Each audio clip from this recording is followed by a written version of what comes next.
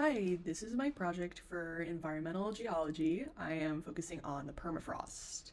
So, what is the permafrost? It is ground that remains frozen for at least 2 years in a row. It can be found on land and below the ocean floor, and most permafrost existing today formed during the cold glacial periods of our Earth. So, where is permafrost found? It's found in Arctic regions, typically in the northern hemisphere, but it can also be found on high mountain ranges in the southern hemisphere. It covers about 22.8 million square kilometers or 8.8 million square miles in the northern hemisphere, making up 25% of the exposed land surface in the northern hemisphere.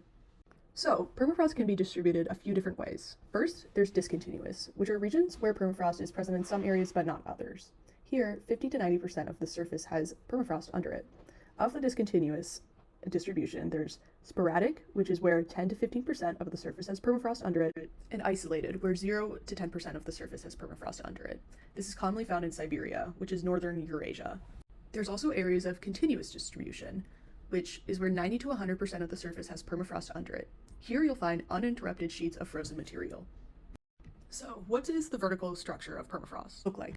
First, there's the active layer, which is the surface level layer that freezes and thaws seasonally.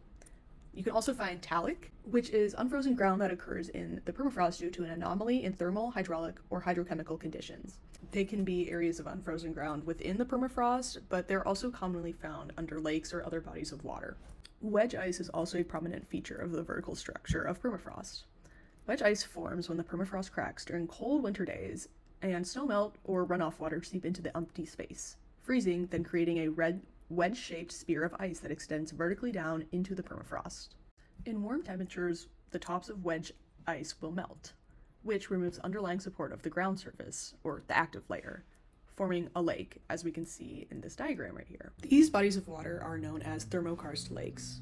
Additionally, the expansion of thermokarst lakes and landscapes is accelerated by the rapid heat conduction through thawed water bodies, leading to abrupt thaw beneath and around thermokarst lakes, which is why when you see one thermokarst lake, you'll probably see multiple. Just like this landscape from Hudson Bay, Canada. From here out, everything is a draft. First I'm going to talk about thawing permafrost and all of its effects, which the first one, greenhouse gases, which I'm going to talk about the feedback loop, landslides and geological hazards, damage to ecosystems and biodiversity. And then the final one, which is probably the most interesting one, is the release of viruses and bacteria. And I have a story about a young kid in Russia that died from some crazy disease because of the thawed permafrost. Yeah, that's right there. And then this is just, I have all of my citations. It's just they're not in here right now because they're all in a Google Doc. Also, my Google Doc contains all my notes for the future slides. I just haven't animated them because I'm doing it all by hand, the animation. It's not all on the Google Doc. Most of it is actually written on paper.